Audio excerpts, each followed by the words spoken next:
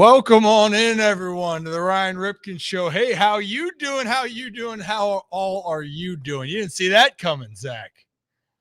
Well, hey, welcome on in. It's almost Friday. Happy Thursday. We got a lot to talk about here today, and we are going to have another great guest join us live. We did have a great guest join us earlier, but because of timing, we had to pre-record it, except for our channel members. You can go back and watch that live. We talked with Orioles closer Ryan Helsley just about an hour and a half ago. So you guys can go check that out for the Rips Better Kids. But we are going to play some of those clips from that interview and show you a little bit more about who the Orioles' new closer is on and off the field.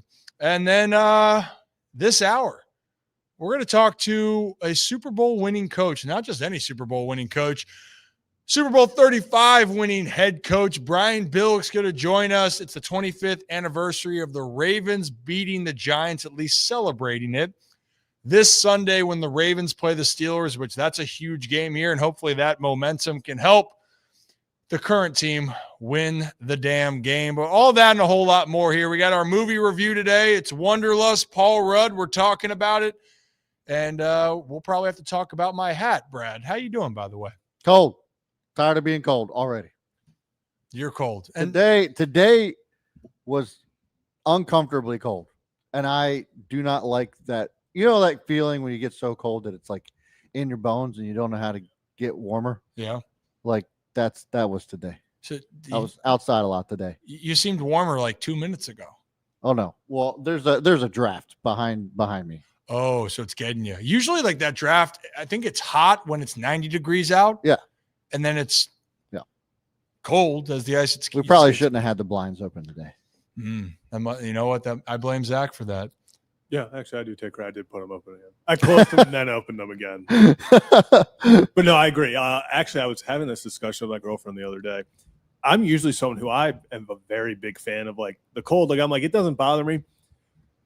I don't know if I'm just getting older, but I walked outside like 2 days ago and I was cold for like 30 minutes after I got inside. I was like, what is going, like, who have I become? I was in a sweatshirt, sweatpants, everything. I was still cold. I just don't know what's going on. I don't know what's going on. But you know what? It happens. It happens. Apparently it makes me soft. Says the woman who lives in Florida. You shut up. You shut your mouth. What's wrong? What are you about to say? What's wrong, Mike? I just, like, when we went on, I hadn't looked over there, like, since you had gotten over there. And I was looking down, and then it popped up, and you had that on. Where did it even come from? Oh, where did it come from? What, you guys don't have under one? The desk? See, I can't give away my secrets. Shout out Ross, by the way. Came from Ross. So backstory, Jamie's uncle. Oh. He wore this hat the week of the wedding. And I said, Ross, I need one of those. And I saw him for Thanksgiving. And I said, hey, dude, I wasn't kidding. I want to feel like I'm in Peaky Blinders. I haven't seen the show, but I'd like to feel like I'm in the show before I watch the show. You know what I mean, Zach? Right? Do you want one of these hats? Have you seen the show? No, I haven't. Have you seen the show, Rip? No, I said before I watch the show. Oh, before you watch. Oh, okay. I've seen the look. I want to match it. I think this is a good trending look, Zach. It's a look. It is a look. I will give you that. It is definitely a look. Yeah, Peaky Blinders is one of the best shows on Netflix. I've been told that too. It's one of those shows where, you know, like when everyone talks about how good a show is and you're like, shoot, I gotta watch that. Like I gotta get that on my list. It's still on my list, but I'm not someone who shows. I'm not a new show person. Mm-hmm. I feel like I'm getting into movies. You're not no, you're not. Well, just stop that right there. I have stop started, that right there. You know, wow, that kicked my ass. I am expanding my horizons on movies. So maybe shows are next. Yeah. Are they next? Maybe. You know, time out for a second. Hold on. Does this feature work? Oh, no, really? Hey, come here. Can't do it on the vertical, the Zoom. On the vertical, I can. Come right here. Zach, you're not a movie person. You're not a show person, and that's okay. You don't have to fake it to the group, but you will have to report on some of this when you are asked upon. Yeah. And maybe you will. Maybe he will like this at some point. But at least for right now, did you watch Wanderlust? Yeah. Okay. Yes, I did. We got movie book club. Oh yeah, we were talking about it before the show. Oh, look Yeah. at this. Dude, It looks good for it. It works for you because you have like the long face. Yeah. No, it does. People with short, round faces like myself and Zach, Yeah, I could not. not pull so that much out. so.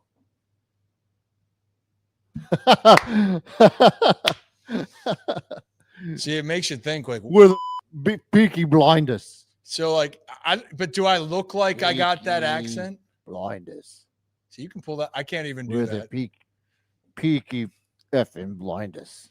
One of my buddies was trying to do a Spanish accent, I couldn't do a Spanish accent. but so it came out like this. What do you think you're doing? It came out like that. Like you're Irish? Yeah, exactly. Don't Donkey.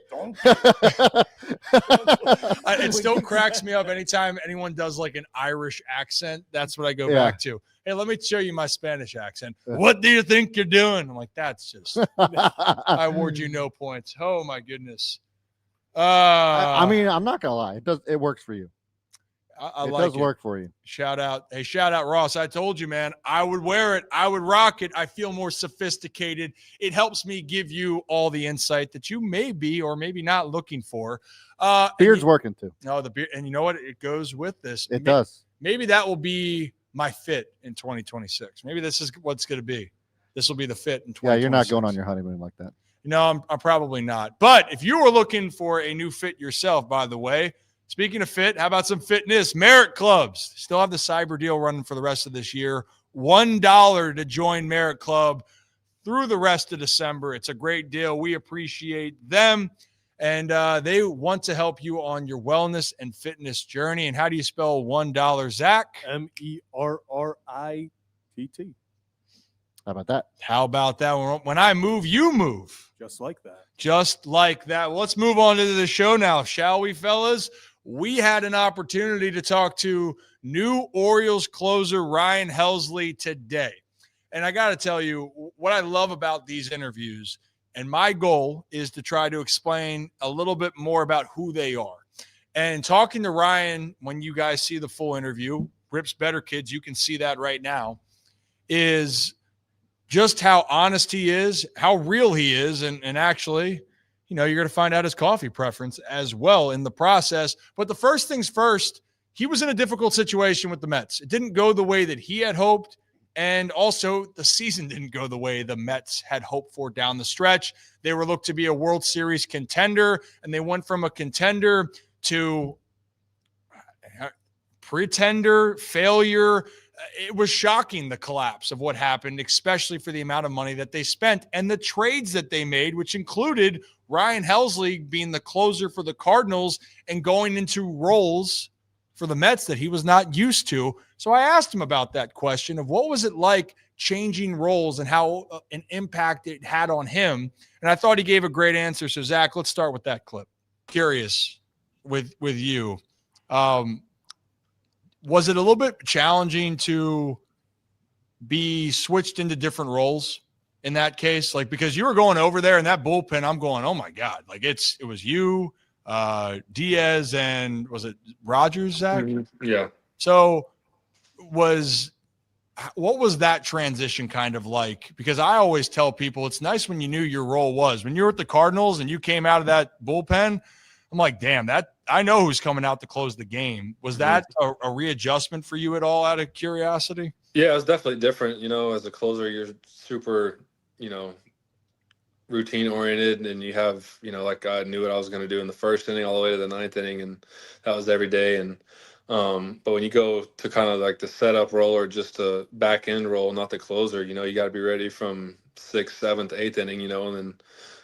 So it was a little different in that sense, but obviously getting ready and stuff, I always felt like I was ready, but more so trying to wrap your mind around covering multiple innings versus just the one, if that makes sense, because you're so dead set and focused on just getting 3 outs in the ninth, majority of the time. Sometimes you're obviously asked to go back out, but, when you're that guy, get a phone call in the 6th, hey, get hot, all right, sit down.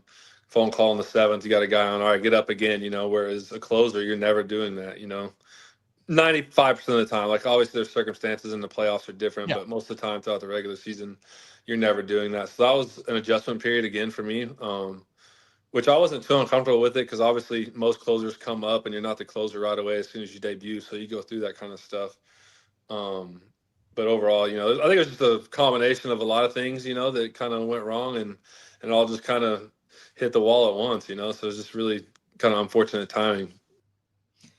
And I thought he's very honest with that. Unfortunate timing. He's referencing that he was going to be a free agent. And when you're looking at what some of these deals have been so far, and specifically that Devin Williams having the year that he had with the Yankees, he got $17 million a year and $51 million guaranteed. And Ryan Helsley decided, I'm going to have a 2-year deal. I'll take an opt-out after 1 and settled for $14 million a year. And I've mentioned this before. Of this closer class, any of these guys could end up being the best closer in 2026 of this group, because that's how good that they are. But I thought that this was good context, because in this world in sports, the only thing that people truly care about is if you get the job done. And if you don't get the job done, they wonder, why didn't you get the job done? And you got to look at the factors. And could it be the case that maybe Ryan Helsley's losing it? Maybe that's it. Maybe he can't get guys out anymore. Maybe the secret's out. Or maybe, just maybe, there was other factors that went into psychologically. You're psyching yourself out. Maybe you're tipping your pitches. Or maybe just the combination of a struggling team and the confidence level isn't there. Because from what I saw from the guy that was with the Cardinals to the Mets, it just felt like one thing went wrong after another. But it wasn't that the skills are gone. It was just a rough stretch. Zach, I think you said it perfectly last show when we talked about this. It wasn't a bad year for Ryan Helsley. It was a tough 3-week stretch, and he just alluded to that was a hard timing of doing this, but he still knows how to be a closing pitcher, and that's what the Baltimore Orioles are going to need. Yeah, and I'm going to read you some stats, because we talk about the timing, and he mentioned that as well, like you just said, because, yeah, he had a bad stretch, and in all honesty, it cost him money, and that's why he took the shorter deal. That's why he wants the opt-out after the first year. But I'm going to read you his stats from 2022 to 2024. Remember, in 2024, he's coming off 49 saves with a 2.04 ERA. So from 2022 to 2024, Ryan Helsley pitched in 152 games, 167 and 2/3 innings. He had 82 saves, over 167.2 innings. He had a 1.83 ERA, and ERA plus of 225. With 225 strikeouts and just 167 and 2/3, that is a 34.6% strikeout percentage, only 60 walks. If he would have been a free agent after 2024, this is a guy that would have gotten probably $20 million a year. This is a guy that franchises would have been all in on. This is a guy, and listen, they still were. He had a lot of suitors. Heck, he even had suitors that were like, hey, maybe we can turn you into a dominant starter. It was unfortunate timing. He even brought up, he's like, hey, for 3 weeks, it sucked that was the timing of that. Ryan Helsley had 3 bad weeks in an otherwise incredible 3-year stretch. 4-year stretch if you include the beginning of 2025.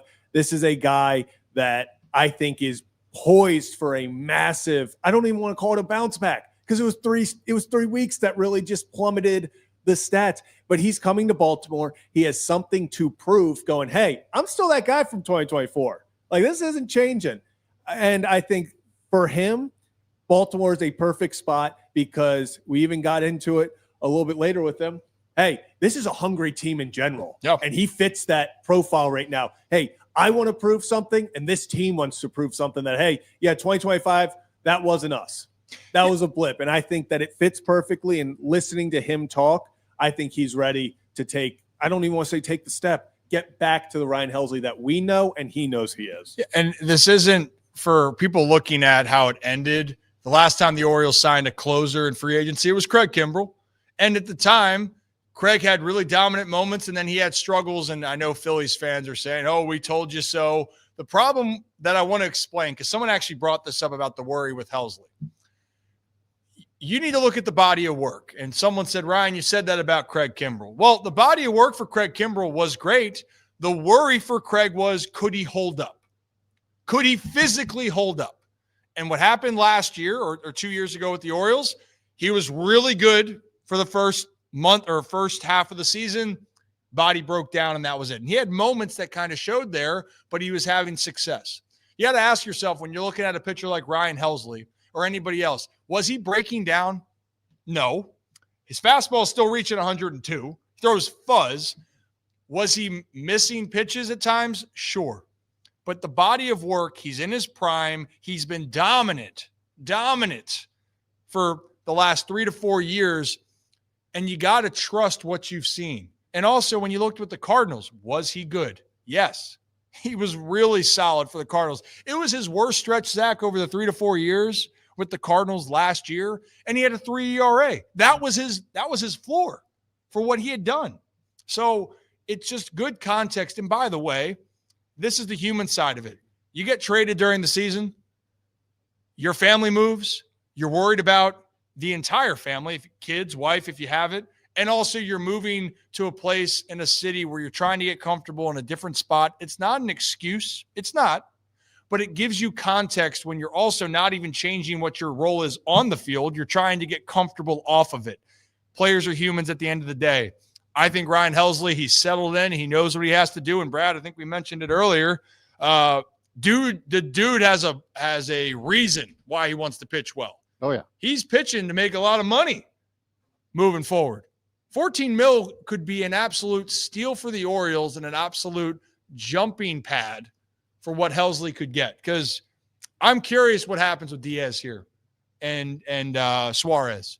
I think they're gonna get 20 mil. I really do. Easy. And if that's the case, and Ryan Helsley goes out and has any type of the years that he had the last 4 years, well, buddy, he's gonna get it. He's gonna get more than that. So I thought that was great. The other part, then, you're wondering, he's gonna be the closer. What you got, Zach? Oh, just real fast. When I brought up the fact of from 22 to 24, he had the third lowest ERA of any relief pitcher over that 3-year span. He had a 1.83 ERA. He's number 3. Number 4 with a 1.85 ERA is Felix Bautista. There you have it. So this isn't, a lot of people want to look at his time with the Mets in that 3-week stretch and be like, oh, this guy, Orioles, what are we doing here? This is a guy that can be a stud, and he has been. He has been. Like, there's no reason to not believe in the talent. The talent is there. The upside is there. The makeup is there for him. And I also love the fact that he went through failure right there. And it had been a little bit of a smooth sailing on cruise control the last few years. And guess what? You go through it. You learn a lot. I think he's learned a lot. But now the next part, we know what role he's going to be in Baltimore. He's going to be the 9th inning guy. It's pretty set and delivered. That's what he's going to do. Well, what comes with his 9th inning role isn't that you believe he's going to close out games. It's what actually happens before he steps on that mound. And it starts with some bells, some hell's bells to be specific. And I had to ask him then, can you expect to hear those bells ringing in 2026? Well, here's his answer on what that's going to be with him coming out of the pen in Camden Yards. I relaxed. When you come out of the bullpen and Hell's Bells is rocking and rolling, do you get jacked up when you're about to go pitch? Like, are the juices flowing, or what goes through your mind when that happens? Because I got to say, dude, that's electric. That is elite. And I think of all the things for fans. They lost Batista, right, with the injury, and Felix was one of my teammates as well. And they were really excited about the Omar whistle when he'd come in. Mm-hmm, mm-hmm. But everyone would rival and be like, oh, my goodness, I cannot wait to hear. I'm assuming you're keeping this, by the way. Am I overstepping? No. I didn't truly know if that was the right move, like maybe like a fresh start. But I feel like, everywhere I go, everybody's like, dude, you got to keep it. You got to keep it. Like, it's so good. And, shout out to the people in St. Louis that did a great job with it. And also in New York. You know, it's pretty surreal, to be quite honest with you. I think it's like, I know it's my walkout, but I think it's about as good as it gets. You know, just hearing the bells like when it starts. I mean, everybody knows the AC/DC song, Hell's Bells, but it's the way it starts is just, it's electric, especially when the lights go down. And you know, sometimes I honestly have to. I got to stop my warm up a little early just so I can bring my heart rate down, because it just gets, you get so juiced. You know, it's like you feel like you're floating out there sometimes. It gets the people going. I think the one worry you had, Zach's face when I was asking the question, his eyes got a little bit bigger because you thought I was asking. You were afraid he was going to say he had an alter ego. I was like, we've gone through enough alter egos with the whole JJ McCarthy. I was like, you were like, yeah, you're so relaxed. Like, what goes through your mind? I was like, please don't say where. He's like, yeah, I just change into this different person. I was like, we can't do alter egos. I was like, alter egos are not in right now in sports. But yeah, talk about an entrance that gets the people going. Oh yeah. I mean, I'm fired up. I am fired up for it.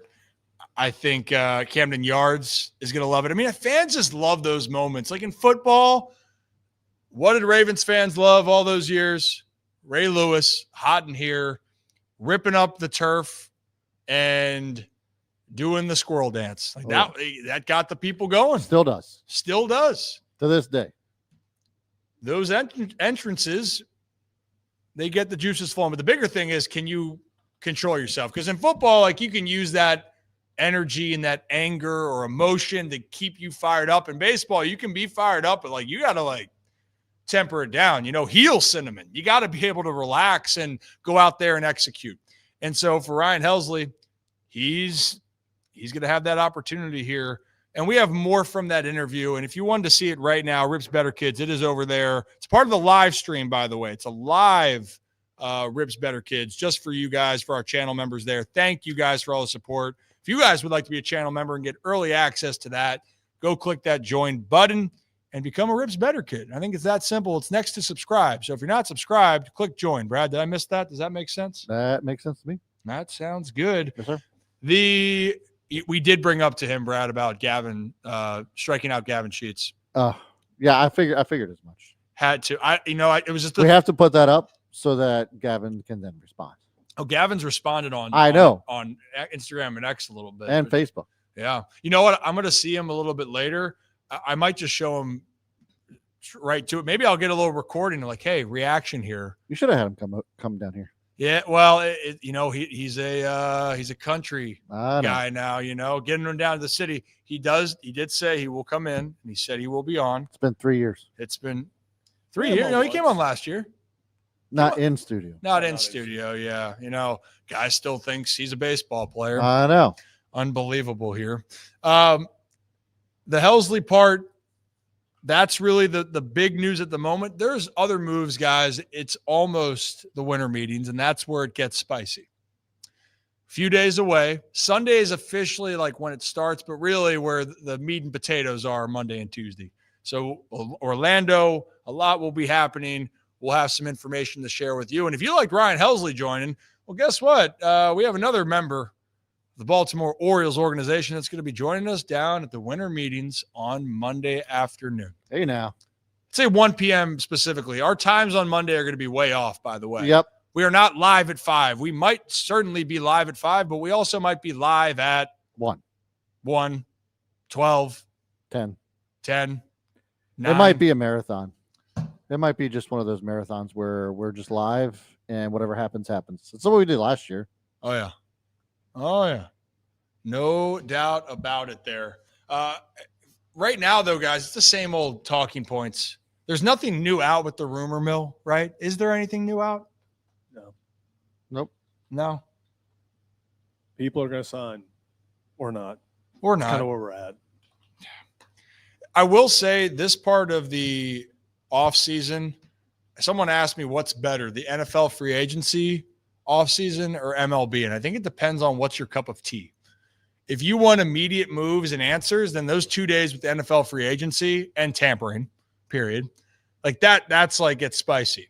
But with MLB, if you want to have this prolonged and think about every possibility and have the peaks and valleys of what your team can and can't do, then I'd say MLB's for you. I mean, Brad, do you have a feeling one way or another I mean, I agree with you on which one?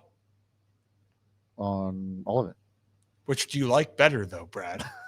Are you that cold? I was making a poll Okay, what's the poll? Why don't you say that? because I was trying to still stay involved. When should your Christmas tree get taken down? Oh, that's a good one. The options are the day after Christmas, New Year's Day, between Christmas and New Year's, and never.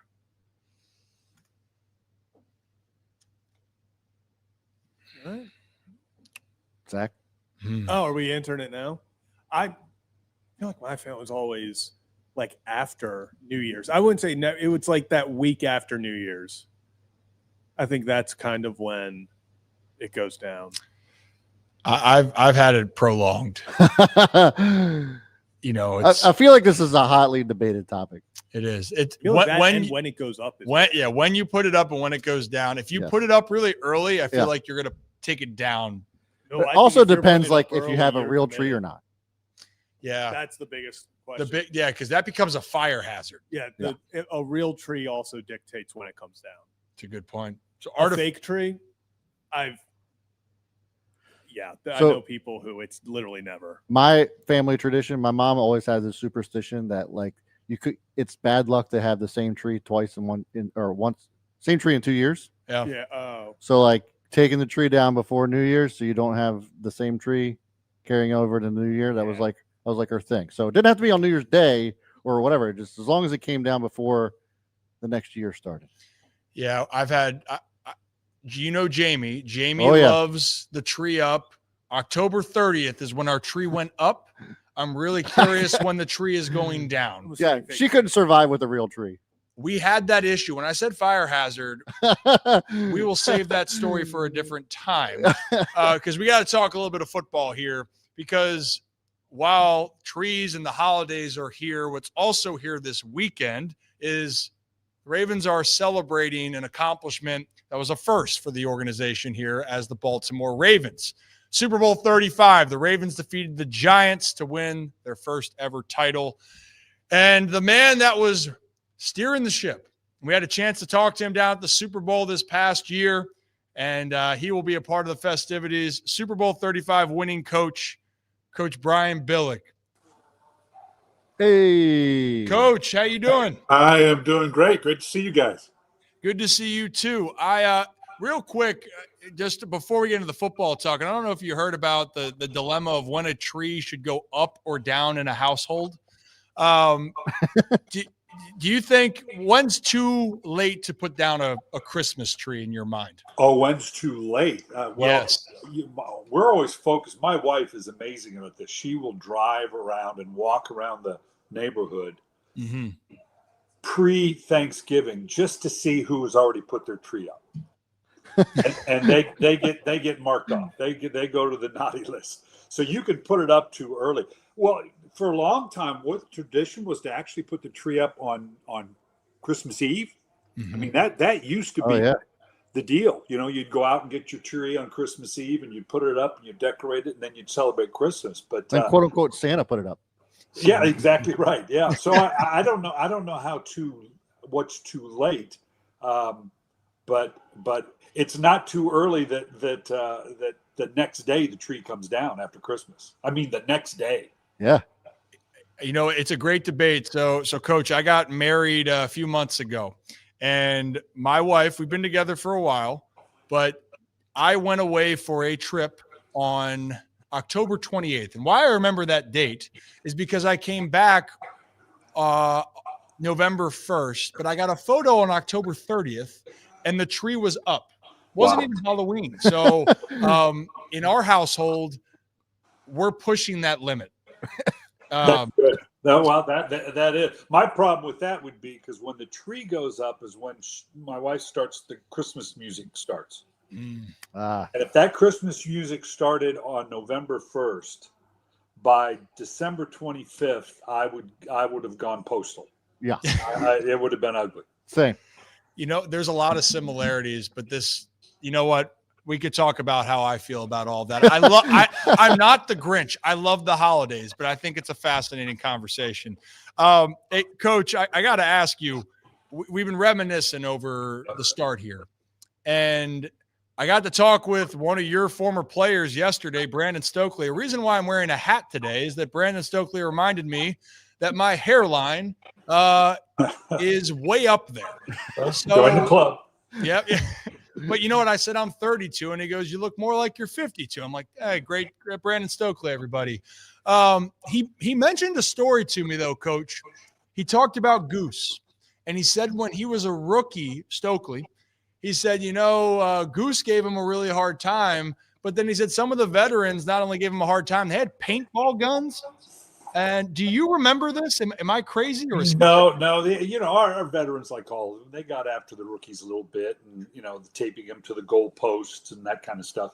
The paintball gun, I don't remember. It wouldn't have been at the facility because I mightn't have drawn the line at that. But it doesn't surprise me because they that group in particular, and the veteran group we had, they were characters, and I can see them definitely doing that kind of thing. He said it made him it led to him having a 15-year NFL career. And he brought up in that moment when we went over the touchdown play and put you guys on the board. And, for him, he said his opportunity came about because of an injury to Travis Taylor. In your mind, when we go back, did you think Brandon Stokely, of all the outcomes, was going to be the one that caught the first touchdown 25 years ago? Not when we first took Brandon. When we took Brandon, and you loved what you saw in film, and I think if I remember correctly, Brandon was a coach's son, so you knew he had a great mind for the game. But it wasn't until we got Brandon and you saw what a intelligent. He was just, obviously a good athlete, but he was such an intelligent receiver, knowing how and where to get open, to be available to the quarterback. So yeah, it doesn't surprise me at all. And the substantial thing about that, and Brandon will tell you that as well. What was so monumental about it was the minute we got that touchdown, we knew it was over because they weren't going to score, maybe a field goal, but they, and that was the MO of that team. If we can get up, 10, we can just get 10 points. Game's over. Game, set, and match. That was the mentality that they had. So him and getting it on the explosive play and because they were a pretty good defense. Giants were a good defense that year. And we knew that was going to be a struggle and knew probably we were going to have to get some turnovers, which we did, which was the key factor. But to get that score on our own offensively was huge.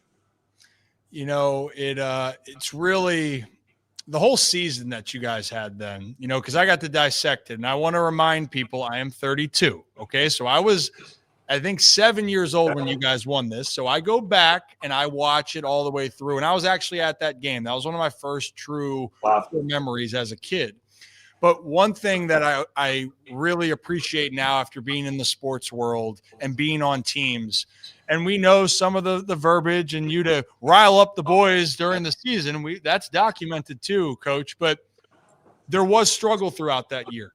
Yeah. Offensively, there was struggle. You guys were trying to find your way. And the reason why I bring this up, kind of similarly right now, like this Ravens team currently has talent, but they're trying to find their way. Could you maybe speak on what that struggle is like and then also why you can be optimistic that this group now, just like your group then, you can find a way to try to turn it around and something special can still happen? Yeah, the thing about that, people forget to go back. We didn't score a touchdown in the month of October. Now, that you talk about what could tear a team apart. Because players are pretty famous for jumping up on the soapbox after game going, I confess he did it, and that can tear a team apart. That team stuck together through it. And when we came out of it, the key was that once we did, there was a sense of invincibility. The players took on a mantra of, hey, we've stood at the abyss. We've been, as bad as it can be, and we still hung together. So there's nothing you can do to us by way of an opponent. that's going to tear us apart and that we're not going to fight through. And so I always say, I really think that built us as a team to know that we could overcome it. Now, today's Ravens, they're an extremely talented offense, and their woes offensively have more to do with obviously injury and a number of other things that, yeah, they can draw a great deal of confidence as hopefully they get healthier and as Lamar gets healthier and more confident. That's all I see in Lamar right now. I don't think he's as confident in that leg because of the hamstring. You know this. The hamstring never really does heal during the season. And so it's got to be, even though he fights through it and he's a great competitor, that's got to be in the back of your mind. And as he continues to work through that, because the talent is there. And I think the Ravens are going to be, particularly in an AFC and an NFC as well, an AFC that just doesn't have a dominant team. If this were a year where you had the Kansas Cities or Buffaloes of the past, you might look at it and go, "Oh boy, this is going to be a tough sled." Because even if we can kind of gather it back, but it's going to be wide open. If they can just find their way to get to the playoffs, the pedigree will kick in, and they will be as dangerous as anybody in the AFC. I'm glad you mentioned that because we had Jim Nantz on last night. And I had to ask Jim that. I said, you've been doing this a long time. You've seen probably every which way. Nothing necessarily surprises you. But I said, could you compare this year in the AFC to previous years? And he said, his words, I've never seen anything like this, where there's not a true favorite. The favorites are fighting for their playoff lives right now. Yeah. The Rams in the NFC, oh, wait, they had that big win against the Buccaneers. Well, guess what? You go to Carolina and you lose, and now people are wondering, well, who are the Rams? I mean, it sounds like would you agree with that sentiment that it's kind of had that feel as well, what Jim said? I can sit here and go through line item after line item about why the Bills, the Ravens, the I keep saying San Diego, the Chargers, certainly the Patriots, who are playing as consistent as well as anybody, and give you chapter and verse. Here's 4 things why these teams can win the Super Bowl. I can equally give you, here's 4 things why that's not going to happen with everybody. Mm-hmm. Everybody's got that little bit of a wart that could be exposed in the playoffs. And it's kind of exciting because it truly, and it should be exciting for the Ravens, who clearly have had a more difficult year compared to some others and will struggle and right up to the point of getting into the playoffs where even if you do that, there's kind of just how far are we going to go? But a true excitement that, there's nobody out. We can parlay this thing all the way to the Super Bowl. Mm-hmm. I'm excited to see how it happens. I hope that we have a third celebration in Baltimore. That would help out a lot of people. That would bring a lot of excitement to a lot of people here. And I have 2 questions left for you. One is related to, and I can say for the end, because I see the X-Tech. One, I'm wondering how I can get a hoodie first off. We can make that happen. Okay, deal on that. But before we get to the X-Tech here, we've talked about moments when we were at the Super Bowl last time, and we talked about maybe some of those viral moments that are great. But to you, Coach, 25 years ago, and it doesn't have to be the Super Bowl year, but it very well could. What's something that sticks in your mind through that run or through your time that people don't know about, but you still hold to this day as something that you will never forget? Well, there's any number of moments. We already talked about an extended moment in terms of that team overcoming the lack of offensive touchdowns in October. The comeback win against Jacksonville. Remember, we started out pretty good. Mm-hmm. And Tony Banks was the quarterback and throwing the ball well. And we got down by, I want to say it was 23 points. And I remember telling the guys at halftime, I said, guys, at this point, the score doesn't matter. What we do in the second half is going to identify who we are, regardless of the outcome. How we fight through the second half. And for that team to fight through and then for Shannon to catch that 30-yard bomb down the middle to come back and beat Jacksonville, a team the Raven organization had never beaten. That, everybody talked about the rivalry with the Steelers, certainly, and obviously, and the Titans developed or whatever. But that was our biggest challenged. It wasn't a rivalry with Jacksonville because they didn't view us as a rival because they always kicked our ass. Yeah. That was, so it wasn't a rivalry. That play, overcoming that moment of the season, showing what we were capable of and what that team was capable of was as I look back on the season, that's the one moment that comes back to me that says that was a big time. I love hearing that. I've asked in different moments, and even from your staff, we had Marvin on, a couple months ago, and he told a story about starting Anthony Mitchell over Poindexter. That was like one moment that he brought up too. Wow, interesting. And so that's why it was funny. And he said, Art Modell was really bullish on him starting Poindexter. And then, I can't even do the accent that it was like, Marv, and with Art, I thought that was really cool to see because everyone has that. And I'm happy that that's a moment you identified. And I'm more than happy that you got to experience something that few have had the chance to. Hell, to this day, that's why it's being celebrated. It was such an awesome moment. And you were such a huge part of bringing that to Baltimore. So I'm excited that they get to celebrate that. And it is exciting. It's amazing to think it was 25 years ago. I know. And particularly for you, you were like 6 years old or something. Yeah, and I had look blonde back hair. on that, 25 years. That's a bit sobering. Does it feel like it then, Coach? It doesn't, because it was such an emotional time, and you get to revisit. And times like this weekend, it's going to be great to see everybody. Times you get to revisit it, but you do recognize it. I'll tell you a story to put it in perspective, because I turned 71 just last year, so all of a sudden, everything. You look in the rearview mirror, going, "Boy, was that really that long ago?" But my son-in-law runs the youth football league here, and he needed some help with the coaches. This is a couple years ago, and so I coached my then 10-year-old grandson's defense. I said, I know a little bit about defense. I can do that. So I'm coaching these 10 years old, and it's fabulous, man. They're great, and it's a little bit different coaching, because it's like, okay, where's your helmet? Have you got to ride home? Okay.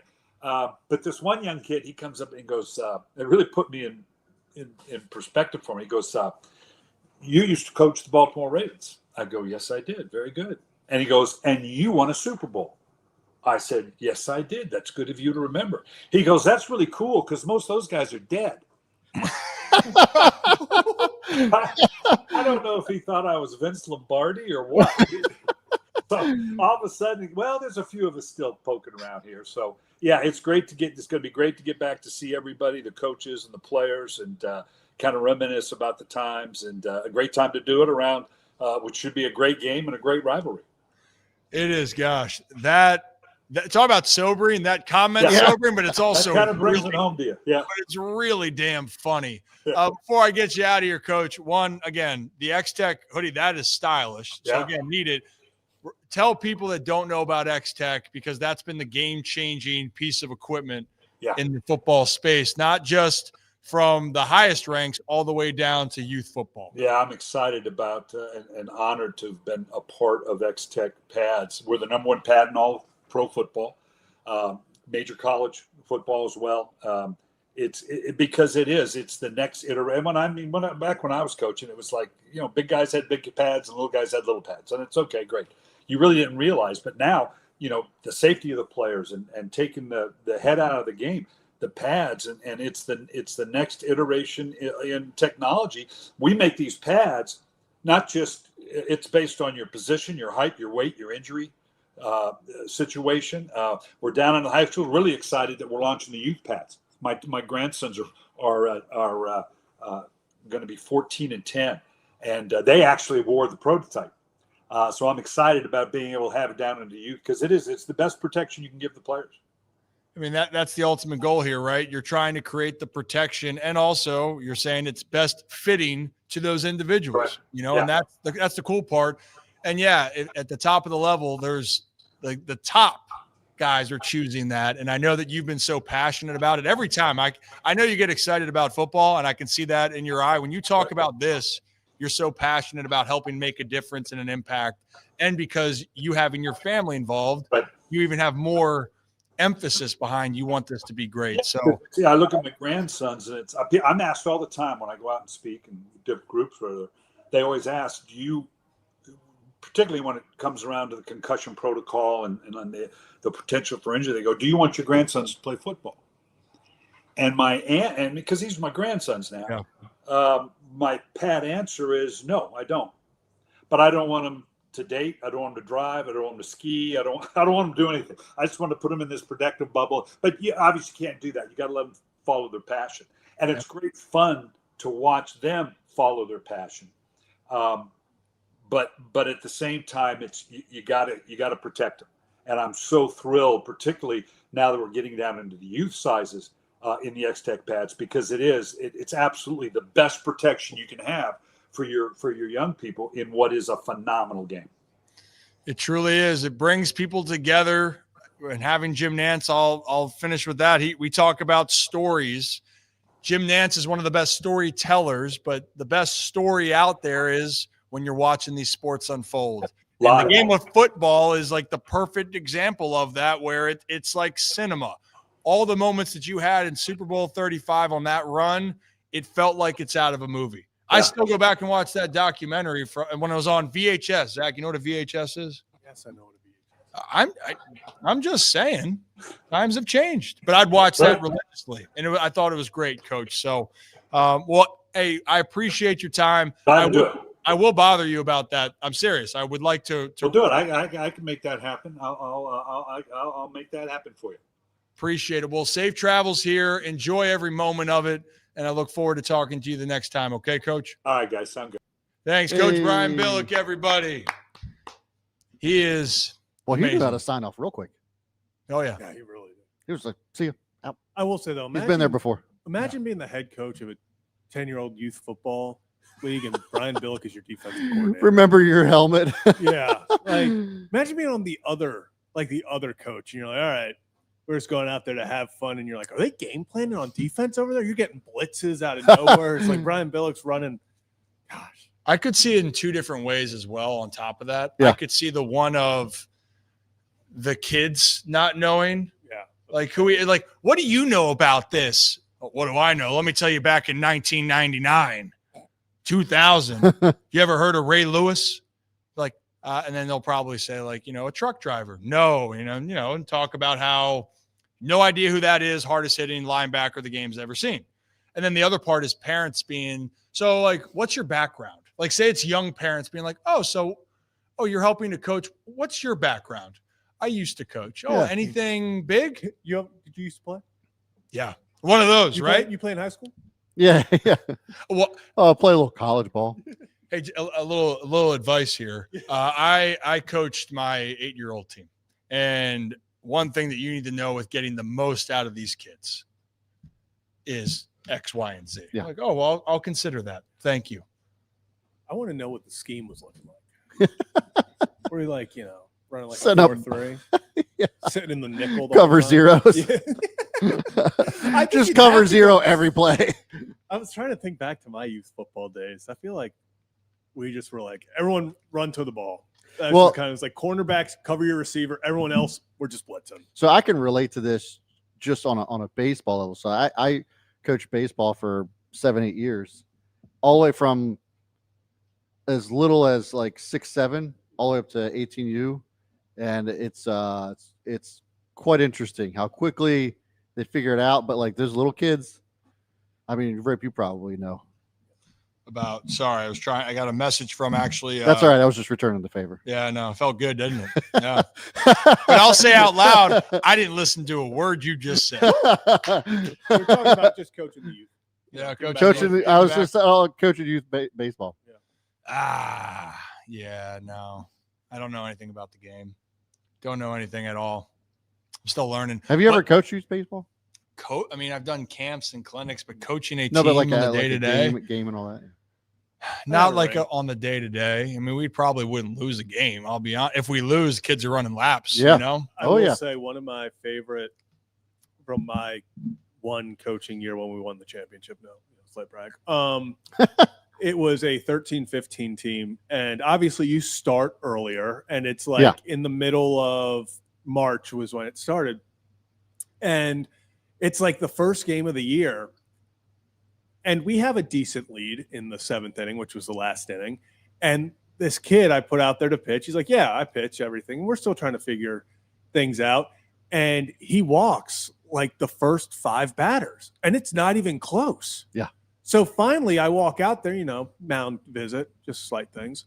And he looks me in the eyes and goes, yeah, coach, I meant to tell you, I'm so cold, I can't feel the baseball in my hand. I was like, these are things you have to tell me when you get to the mound. I was like, not after the 5th consecutive walk. It's interesting because, like, when you're coaching little kids like that, they all have to bat. They all have to play. Mm-hmm. So, like, trying to organize a batting lineup when you have 13 kids that they all need to bat around, it's ain't like it is with the older kids. That's for sure. I will say one of my favorite. We had this kid who was playing up, and he was just the tiniest guy probably in the league. Yeah. And I had to have the tough conversation with him. I was like, I know you want to swing the bat. Big situation, like we need a walk here. I was like, this kid does. We have all the faith in the world in you. Like, why don't you leave that bat on your shoulder? Why don't you pull Gavin Sheets and leave that bat on your shoulder? It was like, I know you're having a lot of fun right now and you want to be a hero, but I was like, you standing on first as the tying run would be really big right now. I'm checking the analytics, and it's telling me that it's probably best that you just walk on down that first base. Coming up if we want to. I want you to know, if you put your mind to it, you can do it. But what you can't do is hit this baseball. So what you can do is squat on down here and make that strike zone really small. Oh yeah, and this try to was walk. this is like, he's like 12 because he was playing up, so he was like 11, 12. He was probably like 4'5", and I was like, hey, big moment here. This kid cannot fit it in your strike zone.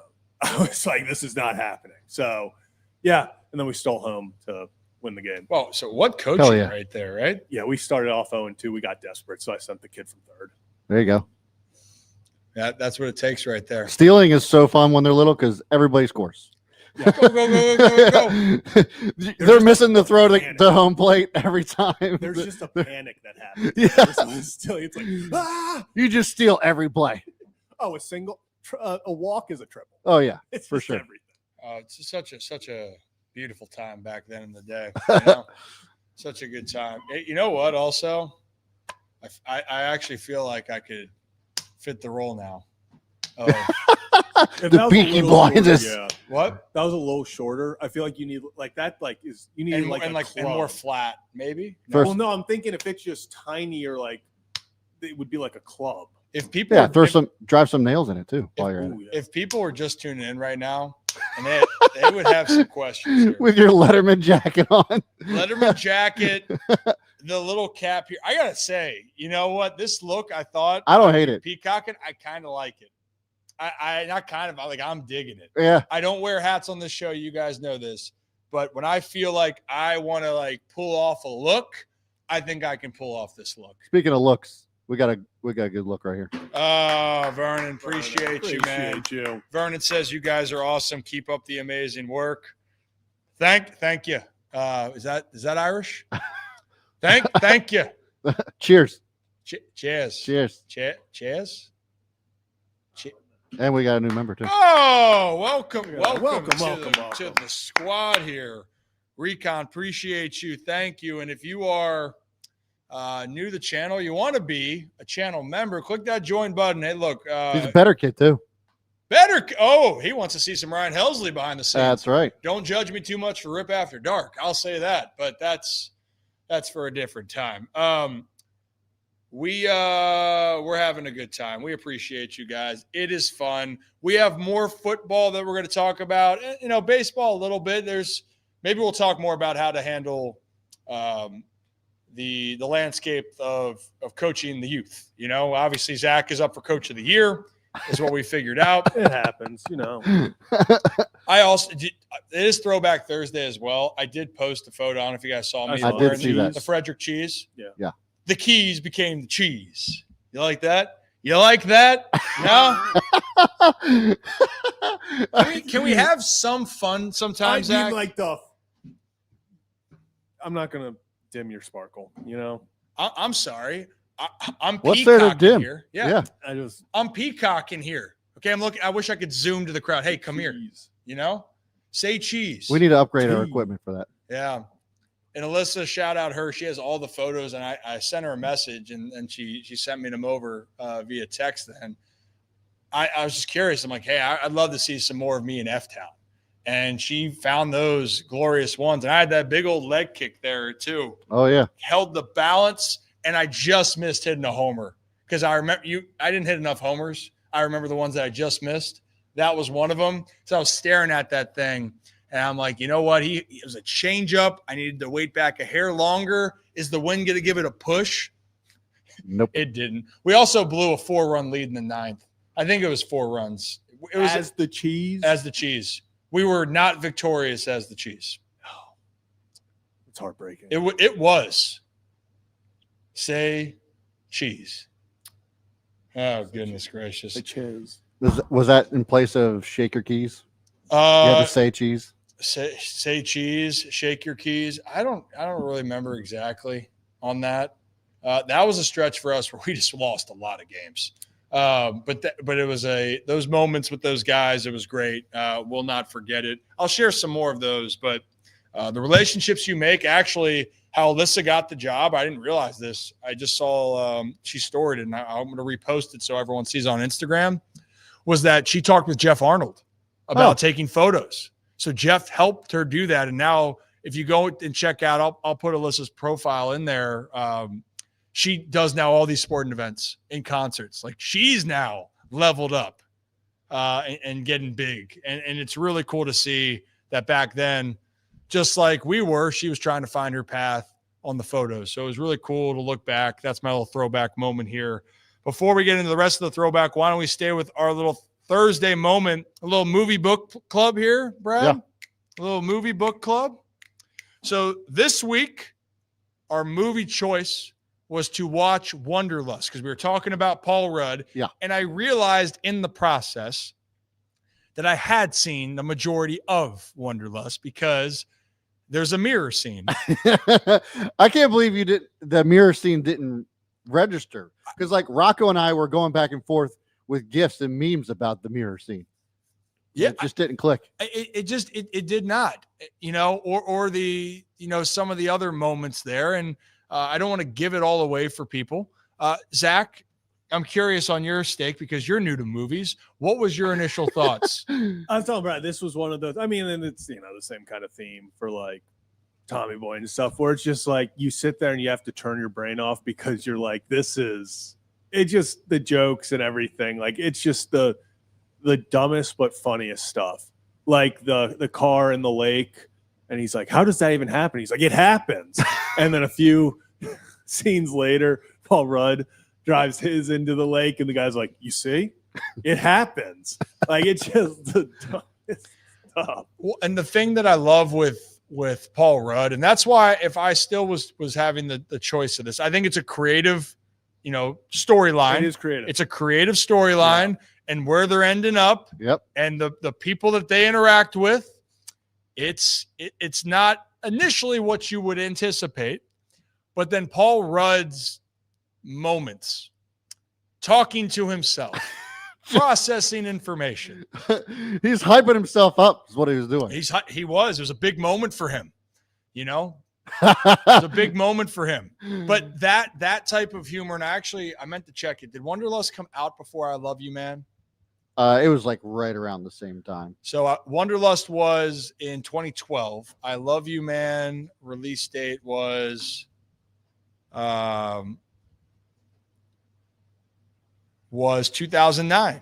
So it was after it. Because in I Love You, Man, that humor that you saw in Wanderlust of those moments for him, he had that in I Love You, Man. There was in I Love You, Man, it was slap at the base. Yeah. Big time. Yeah. Big time. And then in Wanderlust, it was I'm fixing to F you. Yeah.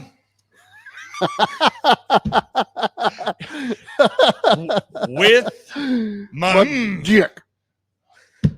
It is such a What? funny, What? like those Yeah. moments are so great. And then like the what's it called? The winemaking where he's stepping on the grapes. He's like, oh, I gotta wear this. It's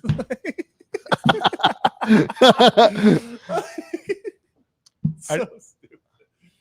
But it's little things like that where it's like that little added thing that they didn't need to add, but it's like, oh yeah, I gotta put this on. Like clearly improv stuff. Yeah. What and what's her name? I'm blanking on it. One was asking. I'm looking forward to. I think we should make love, Yeah. and it's the facial expression. So I would say, should we do a little rating here? If we're talking about creativity, I thought it had the moments. Yeah. Well, creativity with the storyline and everything, it's got to Yeah, be. I will say creativity is that was a very creative, like it wasn't like the usual, like, oh, they go back to a hometown and all this stuff, like them breaking down and then, or not breaking down, but being like, hey, we got to pull off. And then they just, the first thing they see is the guy butt naked and he starts running at them. Yes. Nothing better. Nothing better than that, right? It kept you. It was, whether you loved it or not, the creativity was there. Oh yeah. There's other movies like I mentioned that I thought were funnier, but entertainment, they have quotable lines, maybe not as many as some, but when we just were talking about Paul Rudd's moments there, those are elite. I would say overall, if I was going to rate it, for the creativity, the entertainment side, I'd probably give it like a 4-1. That would be for me as a 4-1. Well, that's pretty high. I appreciate I think the creative side I put more emphasis on. And maybe I'm being too fair of a judge right now. Zach, do you have a grade? No, I said what was your grade? 4-1. Overall Overall was 4-1. So creative, I'm going to give it like a 4-8.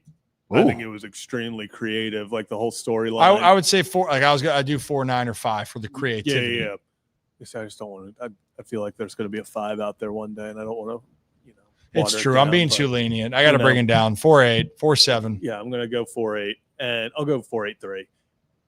And I just. All right. So what do? We go overall. Overall, I'm going to give it. Yeah, I'll give it like a 4-3. 4-3. 4-3. Man, these are some high scores. So the one thing for me is I got to ask like the question: would you watch it if it are you going to watch it again? Yeah, if it was on, I'd watch it. Oh yeah. So if it's on TV. Yeah, if it's on TV. But you're not popping in to watch it again. There's not really any movie that I'm just like, oh, I'm just going to watch this. Yeah, that's Troy. Troy. Lord of the Rings. But those are Lord of the movies Rings. that, like, if they're on TV, I'm definitely going to watch them. Oh, but if I'm sitting around bored, I'm usually watching a show, not really a movie. Oh, I will do that. If I see it, Hector, I'll put that on. Troy's incredible. If I'm feeling like I need to get in fighting mode, find it. I mean, yeah, it's Troy and Gladiator. Those are the two. Oh, I Am Gladiator. Wow. That's a good one. Are you not entertained? Have you ever seen that movie, Zach? Nope. Oh, What? That's the next one. There it is. Oh, my goodness. Have you seen Troy? Nope. Oh, shit. I don't know which one. You might look at Brad Pitt in a whole different lens, too. I mean, I certainly did. That was, you know what? We're talking about getting fit right there. How about that Man. Actually, looking up, I've seen, I think, the final 40 minutes of Gladiator. Of Gladiator? Oh, okay. Yeah, but definitely not the whole thing. So you've definitely not seen Troy? Oh, man. Holy shit, bro. And this isn't a comedy, by the way. You will not be laughing. Your testosterone will double after watching that. You might wonder, what could you have been in that era? I don't think you might have been. I would have been screwed. I know what I would have been. what would I be? Zach would have been Orlando Bloom's. Yeah, that's what I'm saying. So he would be Paris. You know what? Zach would be Paris right there, and he would, in this case, don't want to spoil it. We're talking about being the problem. You would be the problem, and you'll understand. But watch it, and you'll I will. and Wait, think so which and one are think. We doing Troy or Gladiator? We're gonna do Troy. Troy. Got to do Troy. And then Orlando Bloom's character. Watch him, study him. That might be you. Yep, is what you're saying. Well, he doesn't know yet, but yeah, I don't know yet. Yeah, think about it. You're definitely not Hector. I'll be honest. Yeah, I could have told you. You're certainly I not got Achilles. mistaken for Hector when I was, in my younger days. Everybody thought I was Eric Bana. I was an Eric Bana lookalike, and now I'm like the fat Russell Crowe. But Okay. It's still Gladiator though. He's still Gladiator. I am Gladiator. Oh, sugar here. Well, hey, you guys are all watching the Ryan Ripken Show, and we appreciate each and every one of you. Hit that like and subscribe button. We do this live at 5 right now for the rest of this 2025 year. Actually, tomorrow I lied. We are not live at 5. We'll be live earlier. I lied. But we will be live tomorrow. And At 5. Spotify, Apple, you can listen to it after the case. We've upped our shows, and we're really excited about what 2026 is going to look like. So we appreciate you guys.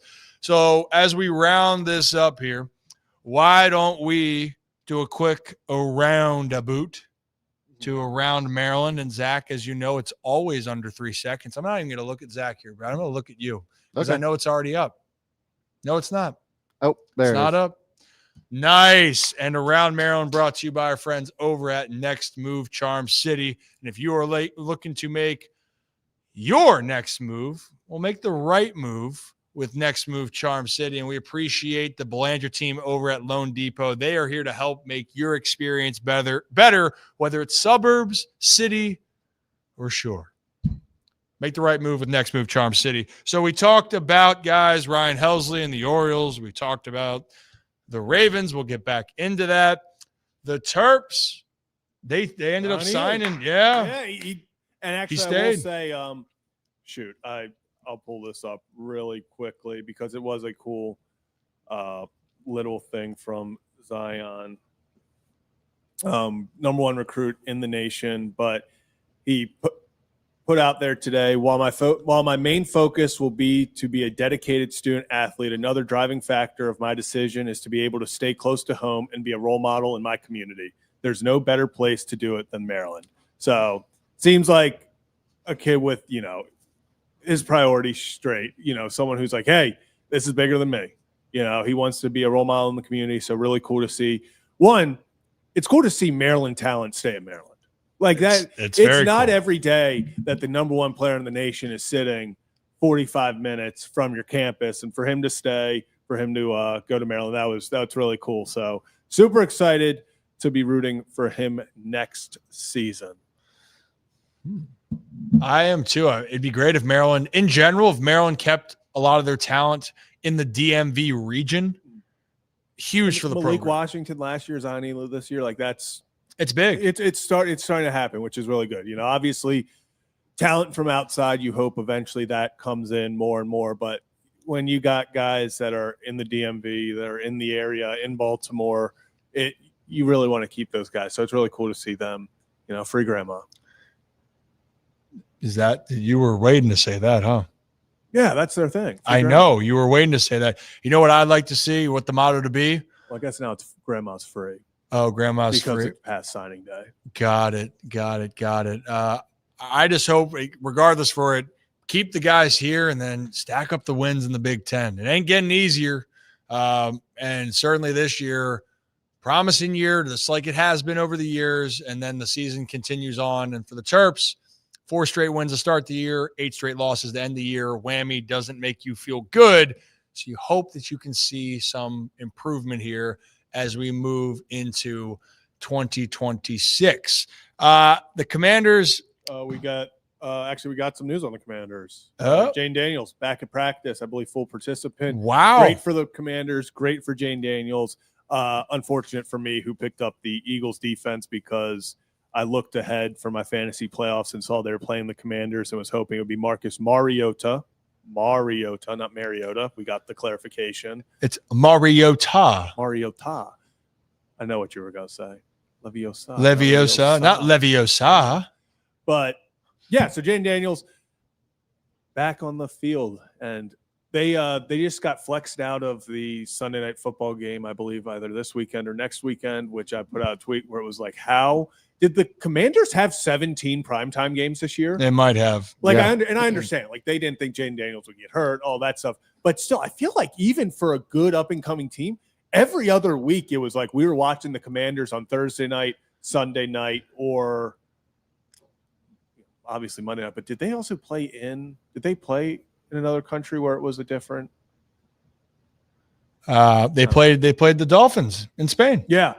So it just felt like they were And that was a really, really, really bad Well, game. when they go to AFC Championship game, that's why they get the time.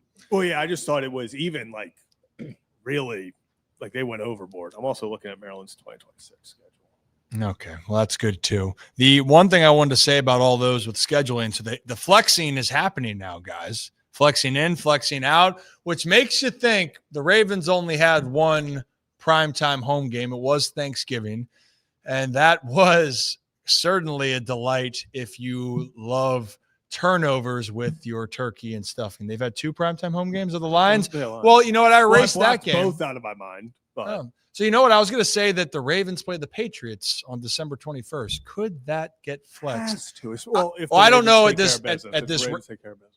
take care of business, but at this rate, I don't even know. I don't even know if I'd want it. I don't know. They got to win first on Sunday. That's what matters first. Win on Sunday, and that sets the tone. We know Lamar's banged up, by the way. And a big part of the people that we've talked to over the last couple of days, you just heard from Brian Billick, former Super Bowl champion, coach here in Baltimore. They had a lot of struggles throughout the year. This Ravens team currently is having a lot of struggles throughout the year, but it's not just even these teams. Most of these teams are having struggles. Even the teams that are winning games have had pushback. I mean, you could argue the only team that's kind of been winning resoundingly over the last 7-8 weeks has been the New England Patriots, and their schedule has been the most favorable, but they're winning the games. Denver has won and been on a winning streak, but Denver has been sneaking by for whoever they've played. They've been very close games all the way through, minus playing the Dallas Cowboys. So it brings to the question, what is happening here? Overall, the favorites aren't the favorites. They're holding on for dear life. And we had Jim Nance on yesterday to the show, and we asked Jim, have you ever seen anything like this? And he explained his thoughts on it. And guess what? All the years, this is new to him. Strange year. Is there anything that reminds you over the years of what we're kind of seeing right now, that there truly is no favorite, in my opinion, throughout the entire National Football League? I've never seen anything like it. First off, I've never truly, and I've been calling NFL games since the late 80s, over 500 now. That is so upside down, and that's not to disparage the people that are on top. And I don't know what to chalk it up to. Some of it's injuries. I mean, I really don't think that in your case there in Baltimore with the Ravens, the health issue is so massive, so significant. That explains that. Kansas City's a different story. I mean, Mahomes has been upright the whole year. Travis hasn't missed any games. Rice joined them late because of the suspension, but by and large, they've been able to get through it without significant injuries. I've just done 4 games in a row with the Chiefs. That's kind of, every other week I'm with them, it feels like on average. Yeah. I can't explain it. But it's almost like, though, it has triggered all these other reactions. Like, hey, if they can beat the Chiefs, well, then we can beat this team, because these are upstarts. I mean, New England rattling off this win streak and sitting on top of that division, I didn't see it coming. I mean, I love Mike Vrabel, and I think Drake May is going to be terrific. Same thing with Denver. I've seen both of these teams now because we're primarily the AFC network, but it feels like they're feeding off one another, and the whole pyramid is kind of just flipped. Now here's the question. You're kind of at the point where now it's so serious, and there's a little margin for error. Kansas City probably has to win out, and I think they could do it. I don't know, though, that they have it in their belly this year to do it. Maybe they will. Mm-hmm. It's a mystery. It's such an enigma to me. They look like they have all the parts. They've got a great set of receivers. The running back situation is what it is, kind of the same it's been. Kareem Hunt, Pacheco's back. I don't get it. But we're going to get into the playoffs. And I said this last week. I had Pittsburgh, Buffalo coming after the Dallas Thanksgiving Day game. One of these teams that's solid, that's been there, take your Ravens. Take Buffalo. You're going to get into these January playoff games, and they're going to be, well, the Ravens win the division. They're going to get a home game, obviously. But I think they're going to be a difficult out because they've been tested. Their coaches and their staff have been tested. Take whatever. I'll take Buffalo as an example. I'll take the onus off of John Harbaugh right now, who I love. You take them. Take Buffalo. No Ed Oliver. They got parts that are missing that almost make it really hard for them to be who they were last year or the year before that. However, they might just get this just right with Kansas City in the rearview mirror on them, and maybe not even in the playoffs, where they've got to say to themselves, hey, we got to go on the road now as a wild card team. They're not out of the division yet. We got to go on the road now, and we got to go play New England again on the road or at Denver, wherever, or at the AFC South champion. No, we can handle this. They've got to be thinking that. So I think the playoffs going to be really bizarre. I don't know that's going to go according to seed. And I think one of these teams, and it could be the Ravens, you get Lamar healthy and get this team on a little bit of a roll, they're going to be a tough out. And these young upstarts that are, with rosters that haven't gotten the experience of being in the postseason, it's going to be a big assignment for them. So I thought that was a great answer from Jim. And I got to be honest, I agree with him. I agree with him on this. I know right now the best teams in the AFC, record-wise, statistically, are the New England Patriots, who look great. They look great.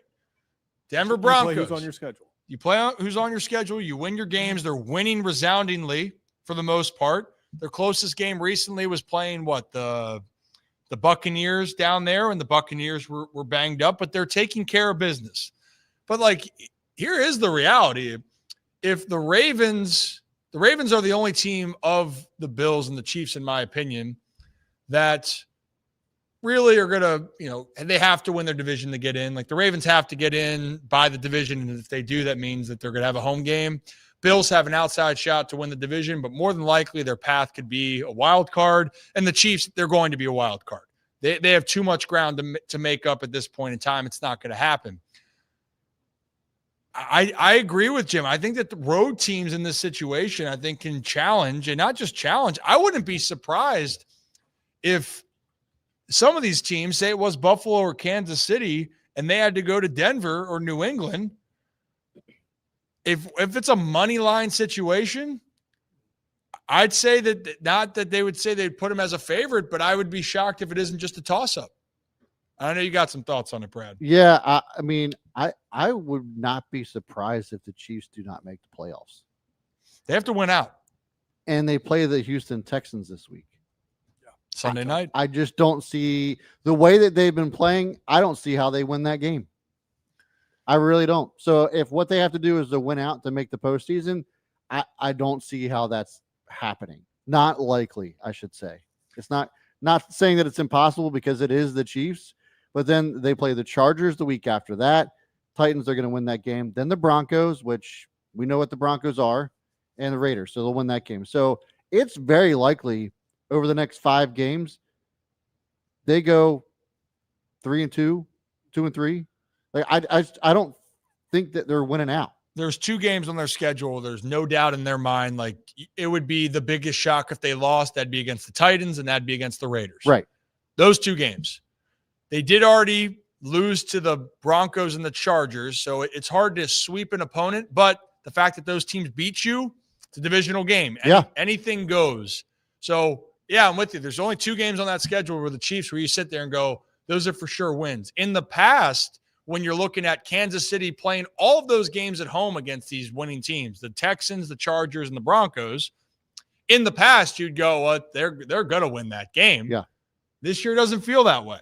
They certainly can, but they have to be perfect. That Houston defense, bro. And that's the other part. That defense is good, and the Chiefs have to be perfect. And defensively, it's actually the Chiefs that have been more the issue. The offense has done its part for the most cases. Not here. last week. Last week, the defense, when they need to get off the field, they're not good on third downs. Yeah. And so that's the part there that was the problem. But then you look at the Chiefs, the Bills, they're going to get in. I don't see Buffalo. Well, so here's the question. If you're offered a bet of you get to pair the three, Ravens, Buffalo, and the Chiefs, those three teams. Are you taking one of them or the field to represent the AFC in the Super Bowl right now?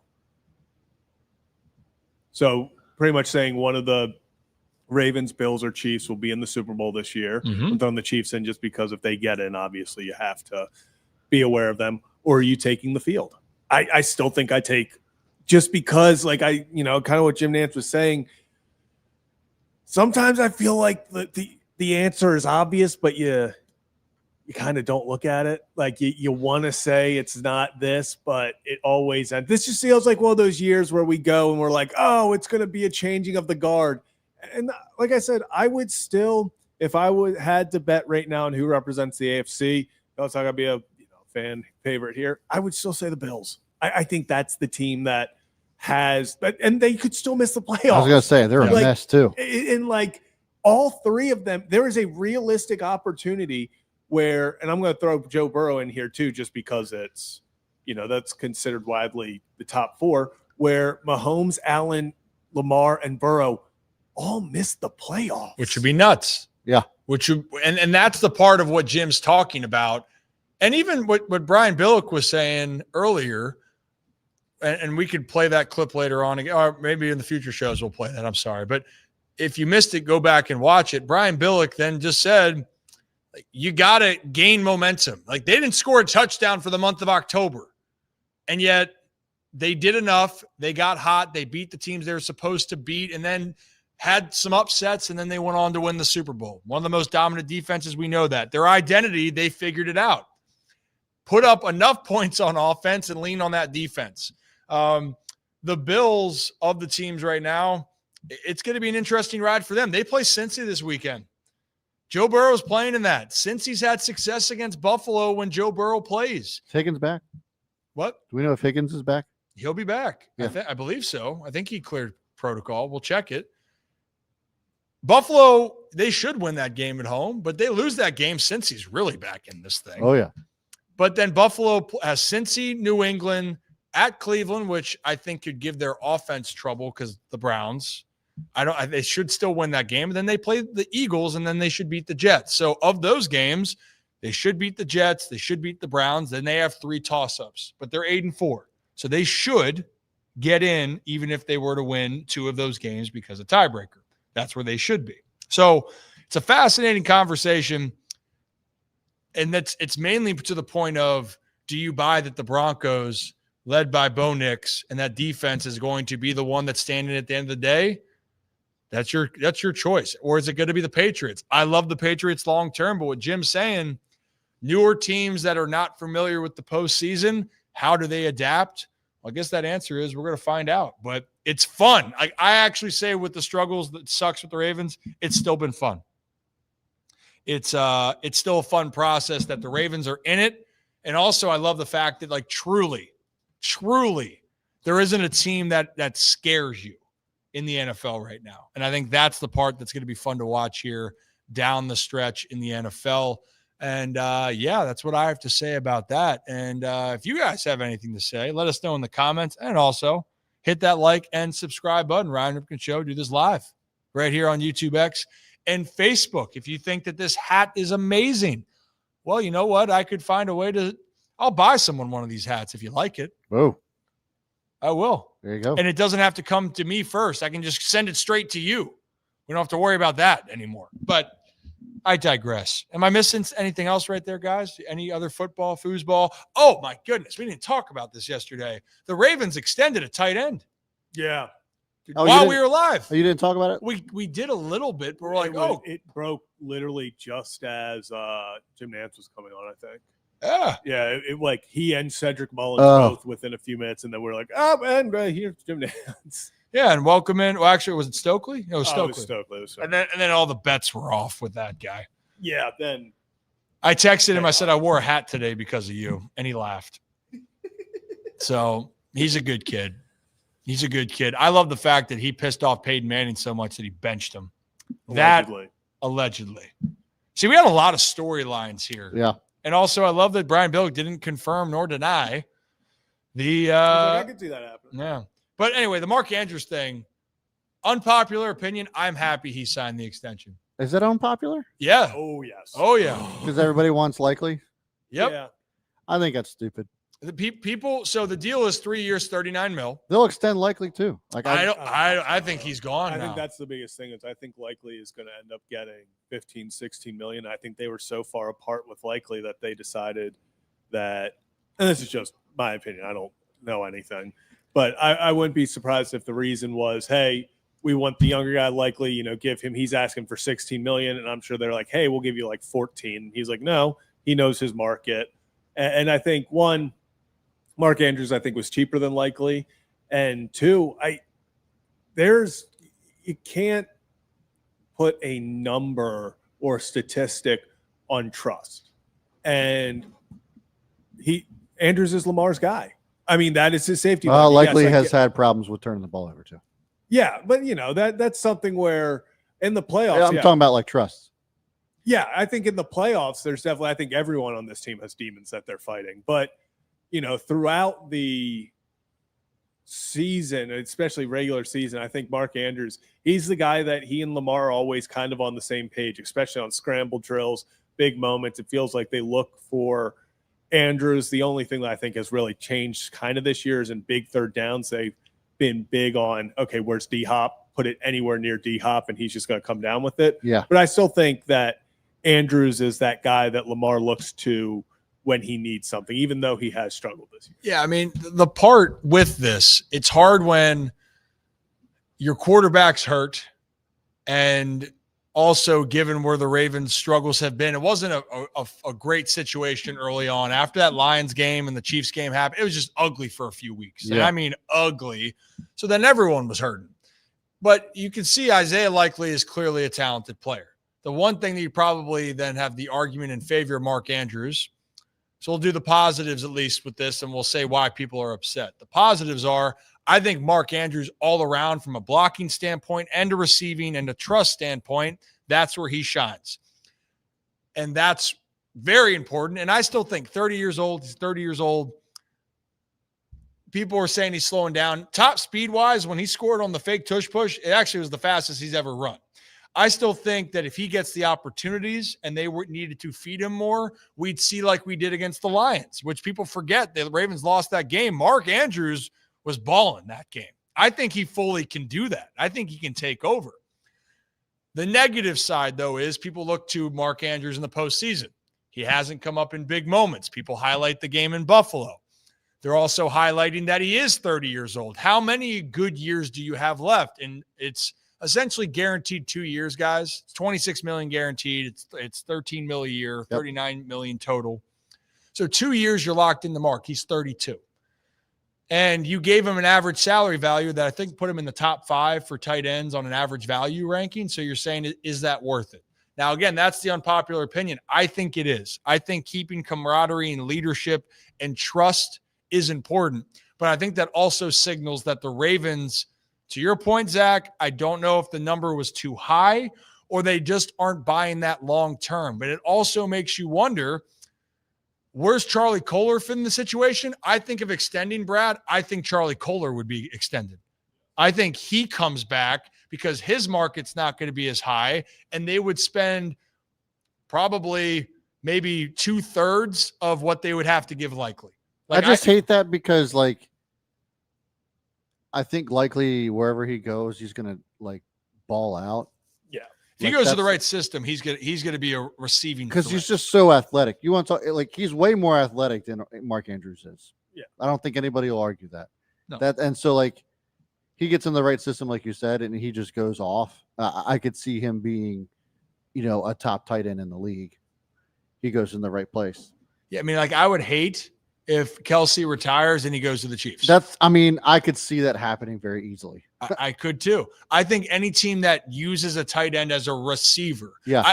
The likely part, I don't know enough to say about how good someone is for blocking, but when you see what I do watch and analyze, when they want to run the ball for tight ends, Charlie Kolar is the guy they go with, and then they'll have Mark Andrews and Pat Ricard obviously in that, but Isaiah Likely isn't the main guy in that situation. That's where I think Kolar's value is going to be so high. Likely where he goes, it's going to have to be an emphasis on his receiving, which he's fantastic after the catch too. Bad situation with the Bengals game, fumbling at the goal line, but he's made contested catches. He's really athletic, like you said. Yeah. But I think that the knock to him is going to be, is he the total package as a tight end? And the blocking concept's big. Like George Kittle is probably like the definition of a guy that he's going to try to pancake you, but then he is really tough to guard. Travis Kelce is more on the receiving side, but Travis has really worked on his blocking, and he's gotten better as a blocker, but Travis also was so damn good from the jump, and he was thrusted into the role, and then you get Patrick Mahomes and whammy, you're rocking and rolling. So, yeah, we'll see with that, but Marky Mark, I'm happy he's staying as a Raven. I think also, guys, players that stay with an organization we don't see that anymore. No. I love that. I love the fact that Mark Andrews has the chance to be a Ravens lifer. Like, I think that is cool. And I think that the city will embrace that for the ones down the stretch. So we'll see there. The other news yesterday, yes, Cedric Mullins, by the way, another Baltimore piece. Well, he is a Tampa Bay Ray. He says, "What's up, Zach?" By the way, I told Brad that. He asked how you guys were doing. I asked him, he goes, "How's the crew doing in Baltimore?" And I thought initially he was asking about the Baltimore Orioles. Yeah. And I'm like, "Oh, I think they're going to be fine." I said, bounce back. And he goes, "Nah, dude, like the Ryan Ripken show crew." And I go, he said, we had a lot of great guests, man. I said, like, low key, like, you might be one of the favorites. I said, I'm not sure why you don't have me fooled, but like the guys seem to like you. He goes, "Oh, tell them what's up. I look forward to being back on here in the future." Missed that guy. Yeah, great dude. Signed a 1 year, $7 million, right? Yeah, Zach? good for him. That made me really happy. I told you I was a little concerned that just because of everything, being a part of the Mets, that whole shit show at the end, I was like, I was hoping he would get something like that. So good. Hey, and this is a, prove it deal. I think he will. I think he will too. And I think he's going to have at least one robbed home run versus us. Guaranteed. And you already have it probably docked or saved from like, it's Cedric Mullins again. No? Oh, yeah. I have everything. Yeah, we did go over your drafts. One day we should look at how many drafts that you have. It's unfortunate. I had to reset my Twitter on my phone a few months ago. So I lost all those drafts. So I don't have as many as I used to. Excuse? I don't have as many as I used to, and you still had about 100. Yeah, I'm just looking at some of them. Some of them are like this one is just Colton Cowser doing the golf, just in case I ever needed that. Like, so there's things that you have to. Just tap it in, happy. Yeah, exactly. Stay ready so you don't gotta get ready. Is that the motto? Yeah, Mike Schilt. I'm just tired and want to go home, dude. Got that graphic ready. Okay. Is there any there that like would surprise us? I don't think. Glass is too dark in here. It doesn't fit the Peaky Blinder. There were probably some. Whoa. Oh, we're back. We're back. Zach, anything that doesn't make sense? No, I got an appreciation post for the gritty ass ball players that have rocked number 12 for the O's recently. I guess that was. Oh, damn. Yeah, I get some that didn't end up like I have a few here that just say All-Star Jackson Holiday. So that sucks. But yeah, I get ready. You get ready, stay ready here at the Ryan Ripken Show. Oh, we do. We have fun. We have some good fun here, guys. I'm excited about where things are moving in the future. And I'm keeping that sparkle, Zach, because I'm a peacock, Captain. You got to let me fly. What movie, Zach? Nope. Sorry.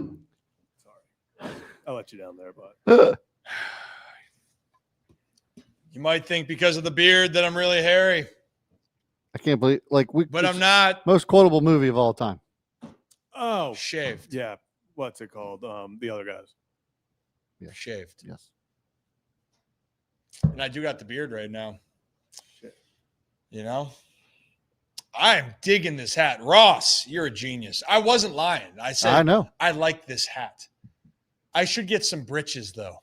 or like some overalls. Like Amon-Ra some St. Brown's suspenders? gonna Yeah. play, it looks like. What? I think Amon-Ra St. Brown's going to play. He's Wow. playing? It's looking like. Damn. Is that going to affect your Bolly's bet for today?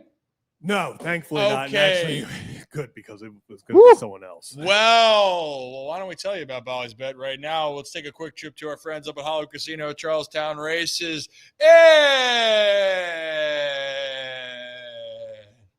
West Virginia.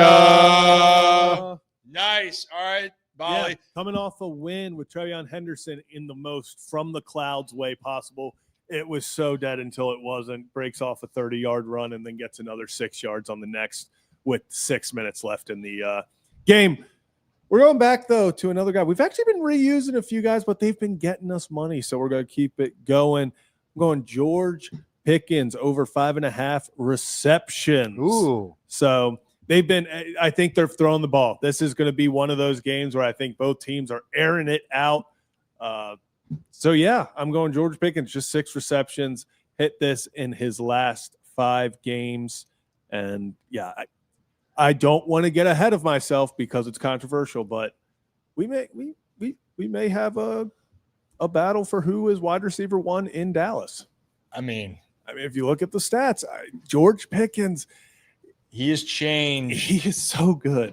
If he and it's so funny because in the draft, the big thing was he's a first-round talent, but he just kept fighting people during the game after the play. That was it. Literally was hey, you're gonna get a star. He might punch somebody though, and you got to deal with that. But you're gonna get a star, and that's what he is. He's a star. He's gonna get paid so much money this offseason. I mean, Dallas. I know you don't want to invest so much money in 2 wide receivers, but the way that their offense runs, having Pickens and Lamb, they can coexist. They're both really damn good.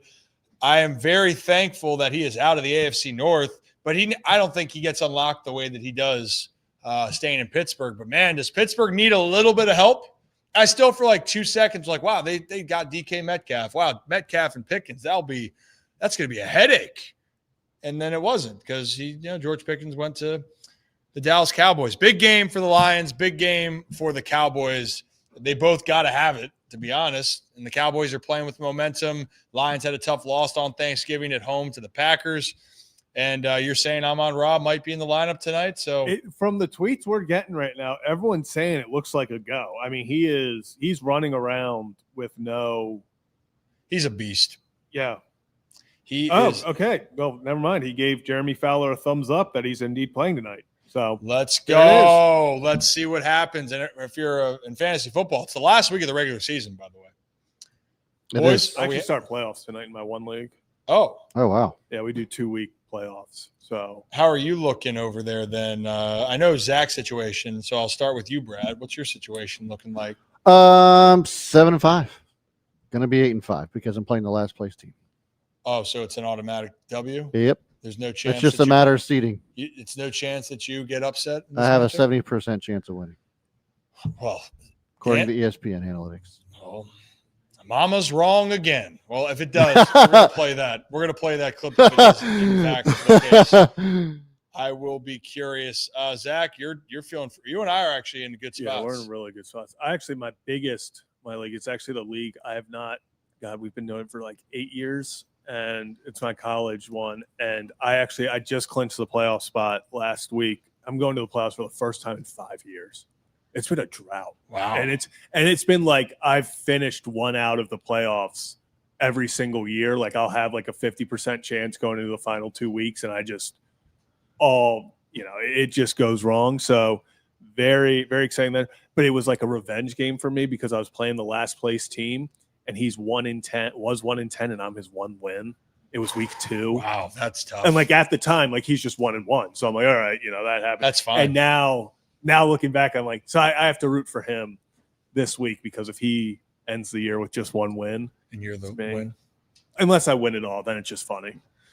Okay, well, I hope the best for you. In our Holy Shirts and Pants League, by the way, Zach, you and I, there's a 4-way tie. At 9-4 in the Holy Shirts and Pants League with our channel members. 4-way tie. 4-way tie for so you get a bye. So 4 teams fighting for 2 spots. Brooks technically he ain't really in it because he doesn't have the actually points for it's gonna be he's gonna need to put up a whole lot here. But in our case, though, it'll be interesting. None of us play each other though either, Zach. No. It's gonna be real. It's gonna come down to the wire. Down to the wire for who gets the bye. All in the playoffs there. Teams that won't be in the playoffs, Joe. Yes. Joe is we have a battle for last place between Joe, Tori, and Rick. Damn. All 3-10. A lot on the line here. No one I'm wants actually playing Tori this week, so sorry. I do have it's personal. I gotta win this one. This is a must win to get that by. nothing personal. I just hope I beat you by 50. Yeah. By a hundo. And then in the big monies, in case you guys want to know, we have 3 buys, which I'm very happy about. We worked really hard. The culture and the standard, we just keep fighting, you know? Yeah. It's all ahead of us. It's all ahead of us. It's all ahead of us. Losing Drake London has stung. Tucker Kraft was our rock. I don't think Drake London's coming back again this week. No, I don't think. Well, I already clinched the buy, so I'm thankful. I know. I'm just thankful saying. for that one. Thankful. Because I have him. Oh no. Yeah, well, Captain Kirk, and that, you know what? I'm not. This isn't me going on a rant about the Falcons because I have some feelings. Still don't understand them. Nope. Just like a lot of teams. Any other thoughts then, guys? Did we have the final poll for the tree, by the way? Like what? Oh, yeah. What were those The numbers? numbers for the tree are 51 votes came in. Then the day after Christmas might have been Brian Billick's vote because it's only 4%.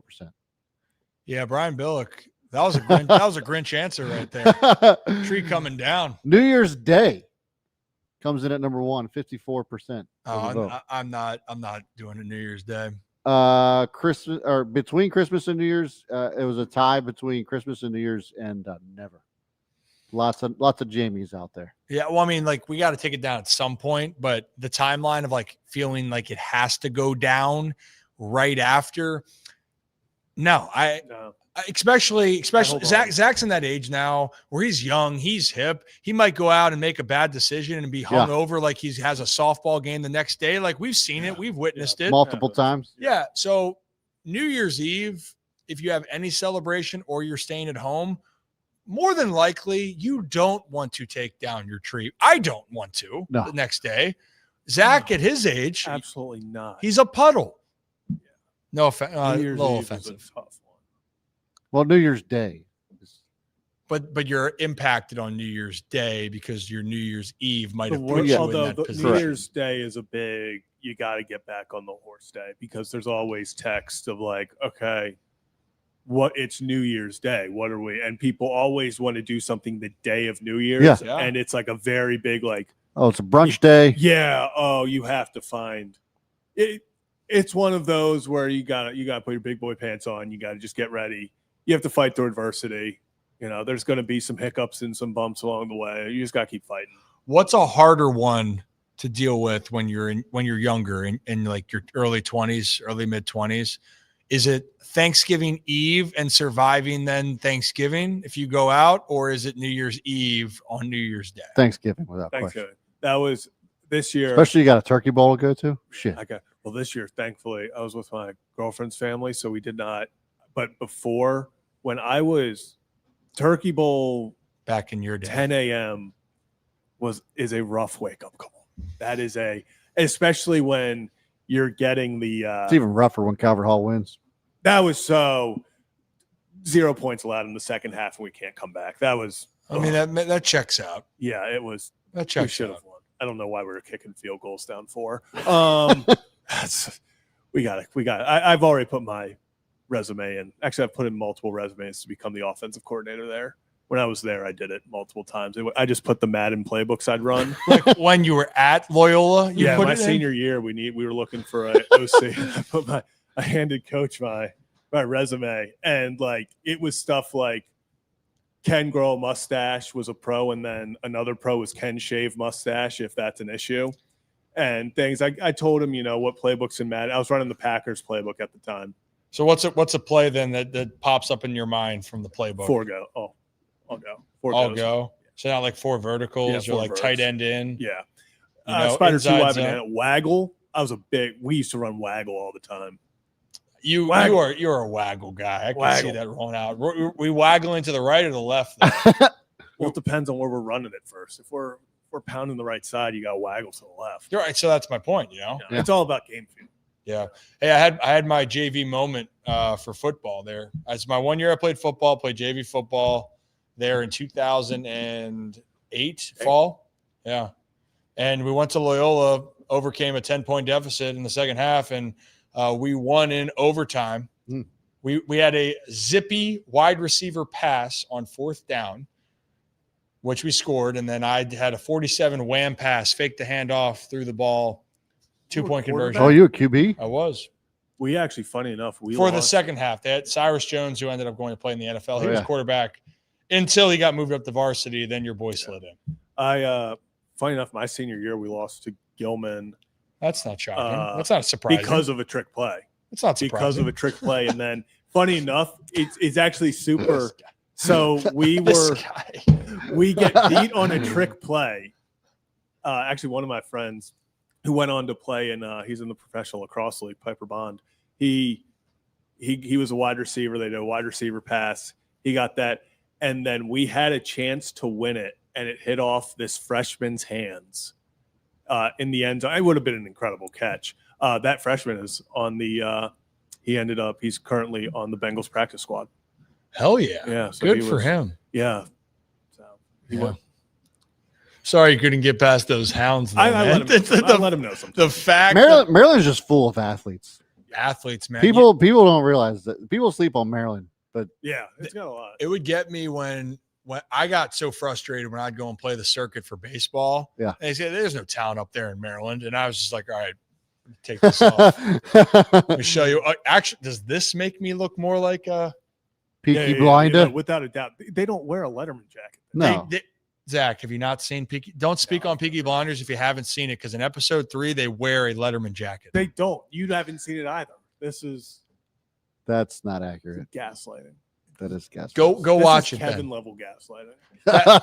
You know what? That's offensive. That is offensive. But that's why, like, travel teams, I feel like travel baseball's gotten out of control.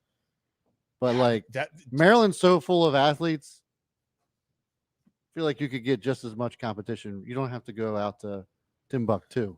I mean, it's a talented region. I mean, I know every state's going to say they have talents. They do. I mean, they do. Yeah, for sure. You know, it's funny. Growing up, I'd play basketball.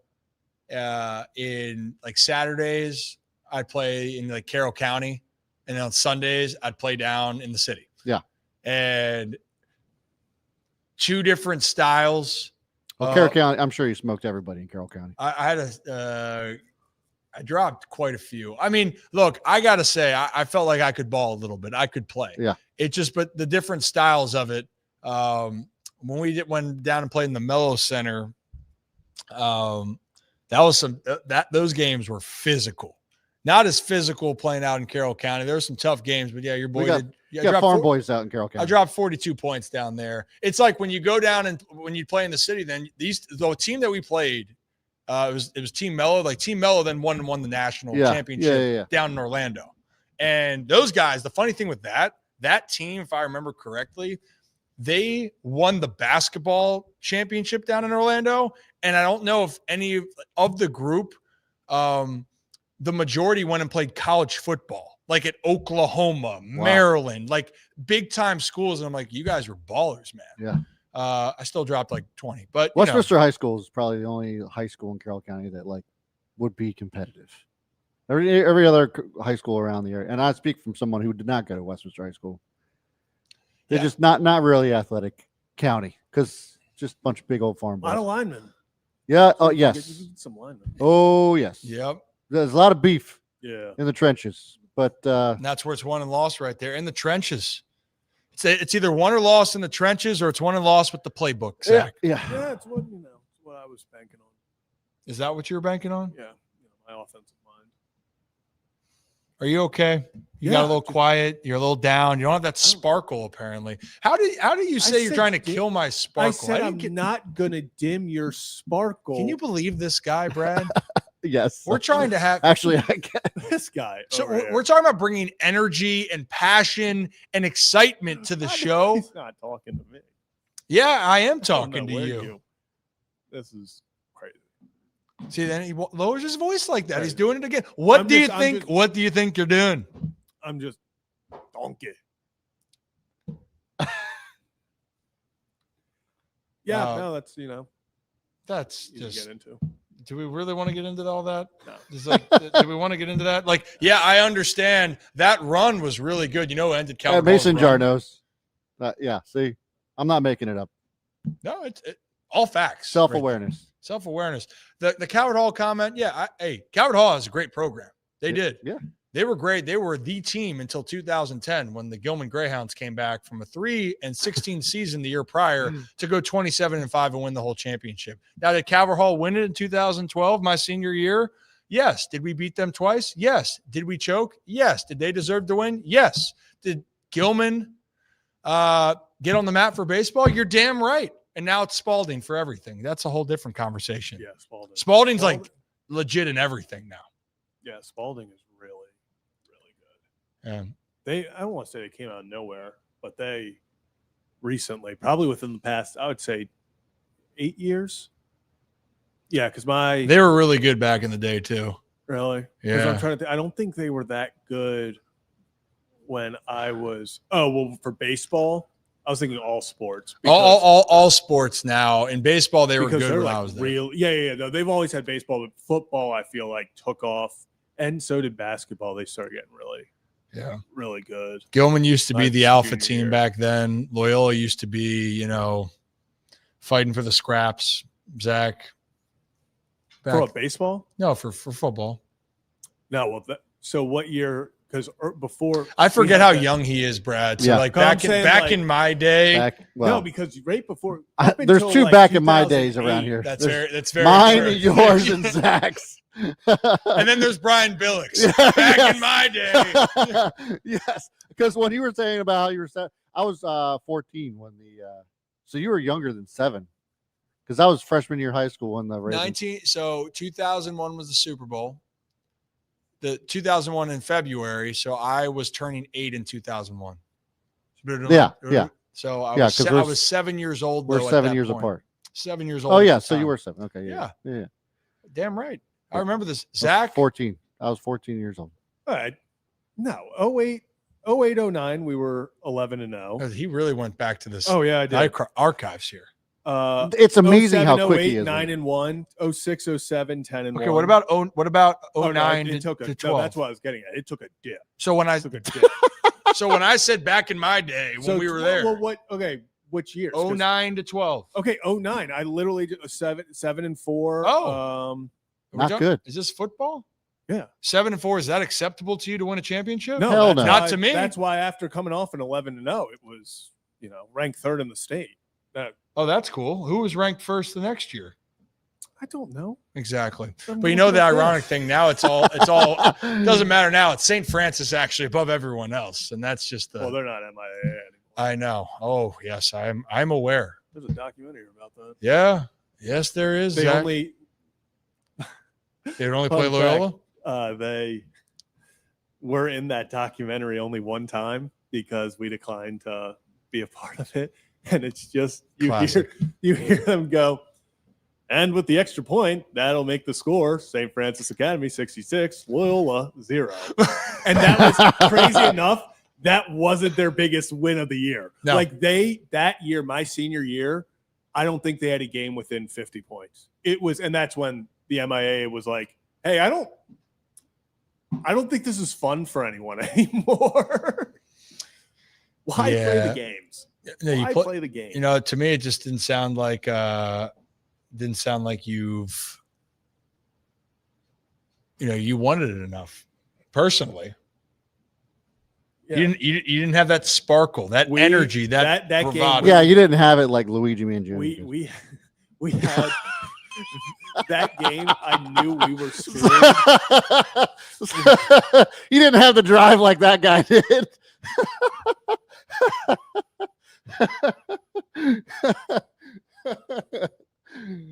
Oh, Zach, good you were- times. It more to was actually something? almost a year ago. It was almost a year ago to the day. Zach, We you were saying? at I was gonna say, I knew we winter were meetings. screwed in that game where they had a singular freshman on the team, and it was their kicker. And in warmups, he hit from 62. That's We great. held him to a field goal the first game. The first possession, we held him to a field goal. Kid nails 55. You would have thought we won the Super Bowl when they incompletion on third down. Unbelievable. We had a net total of, I think, 4 yards that game.